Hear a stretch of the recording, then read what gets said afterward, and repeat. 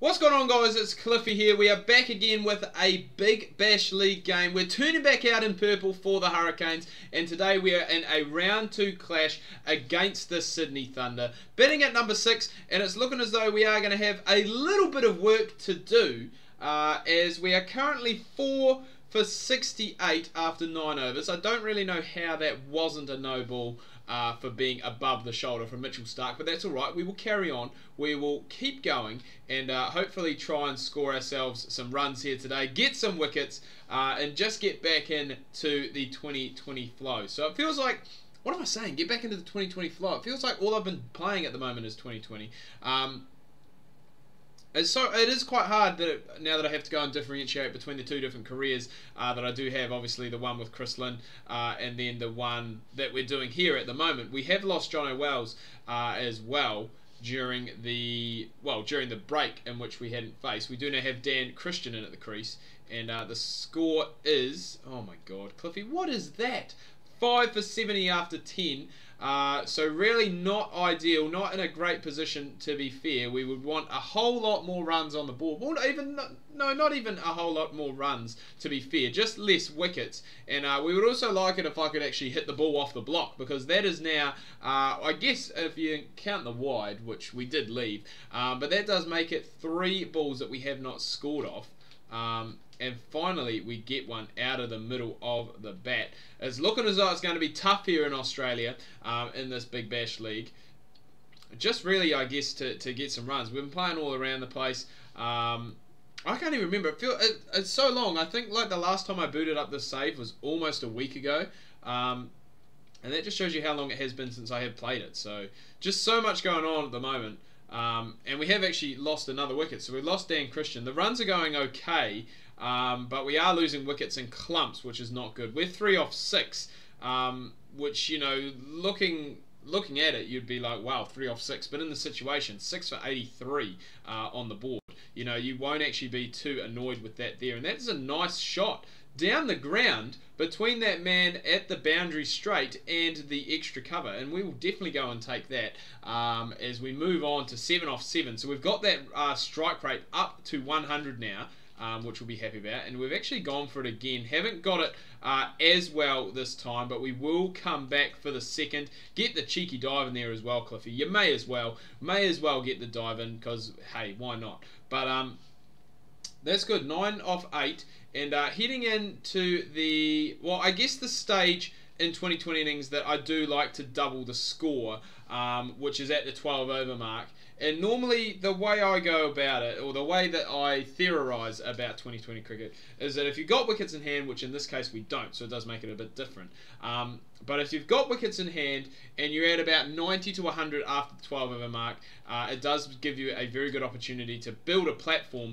Well, sorry, you've got the platform, so it gives you a chance really to explode from that platform. So that's what we'll be looking to do here. We've got to remember that we can't really lose too many more wickets. We only have ourselves, Stuart Broad, and then I'm trying to think who else comes after that. Not really anyone with any batting at all. So we do need to be careful. We need to make sure we don't go for too many risky shots, and just really make sure that we can try and hang in for as long as possible, face as many deliveries in these last 7.4 overs as we can, and that will do. Straight down the ground. Again, the timing isn't perfect, but it's going to be enough to go for another 4, and that is good. That's what we've got to keep doing. Just got to continue to keep picking up these boundaries and grabbing these singles as well when they are on offer, because as I said, Stuart Broad is not a terrible batter. I mean, I think the guy's got a test high score of 169 not out, or 169. That is really his only test score of note, it must be said.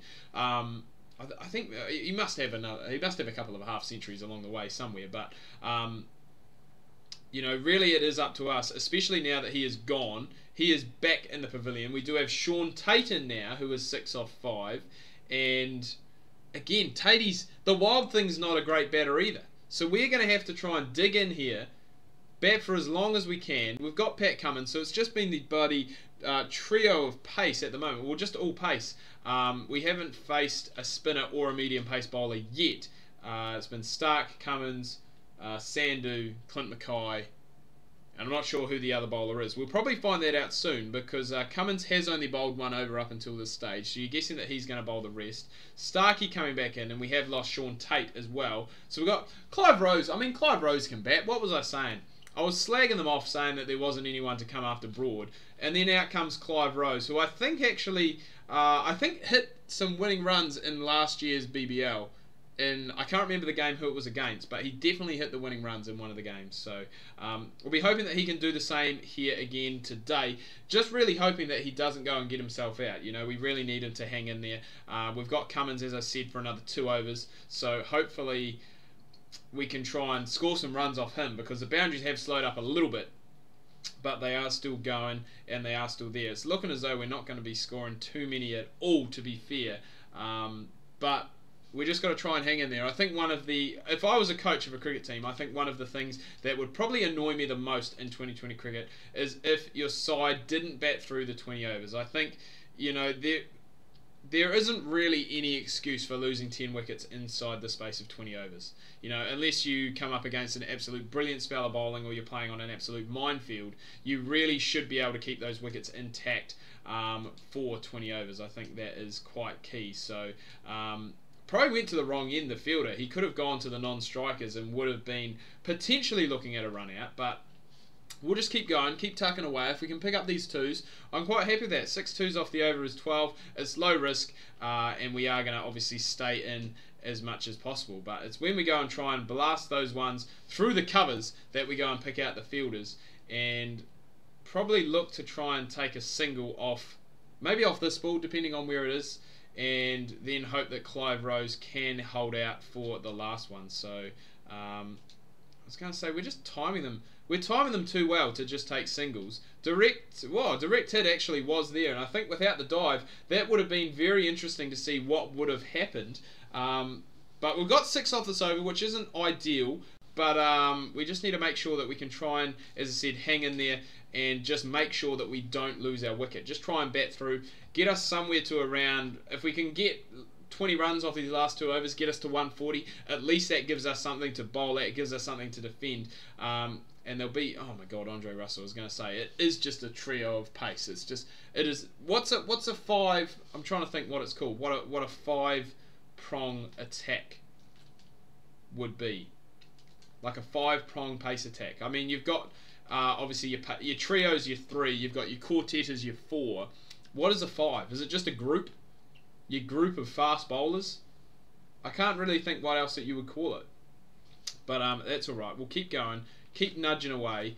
And probably, oh god, I was going to say direct hit and we're gone. There was no reason to take a run there. We've put old poor Clive Rose down the other end to face the last over. He's gone and got himself out. And we do now have just the 1 over left.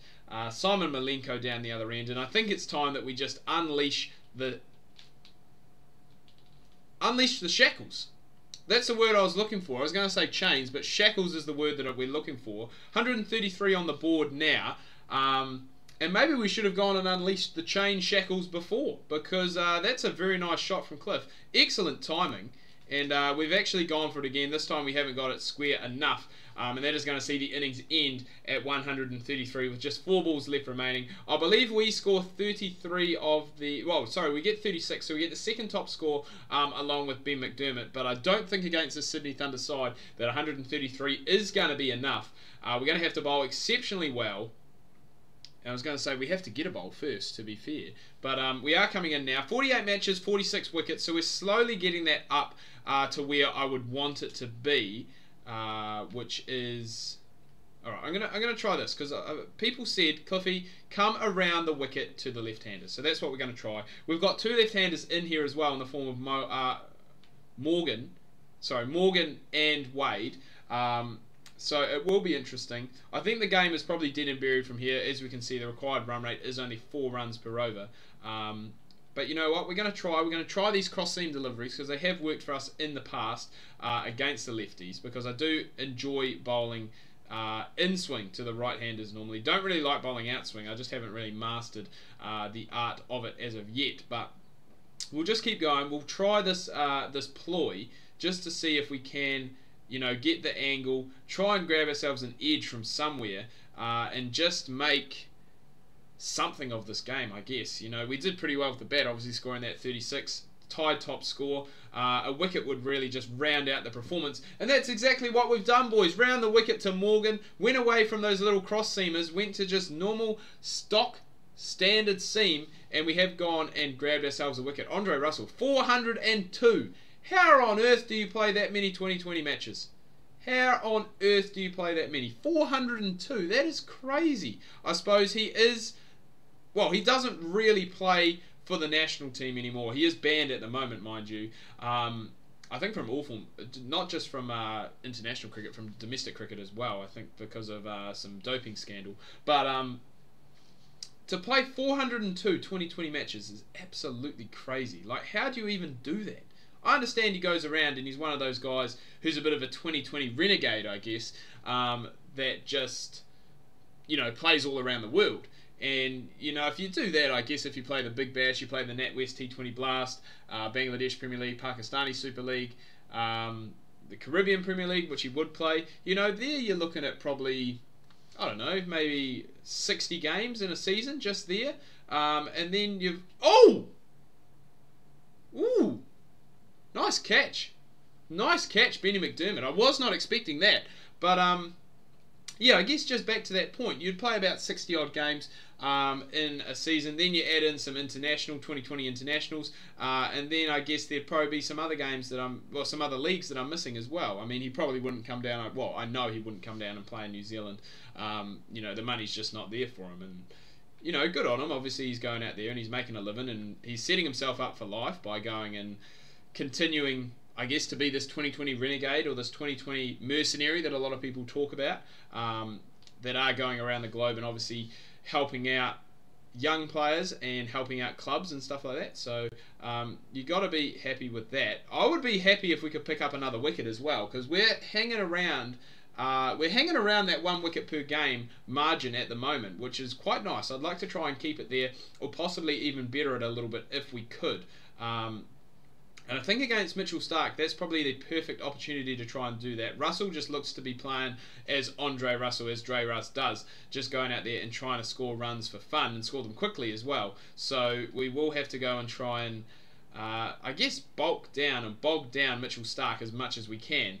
And that is what we've done in that over. We did get the wicket, only went for 2 runs as well.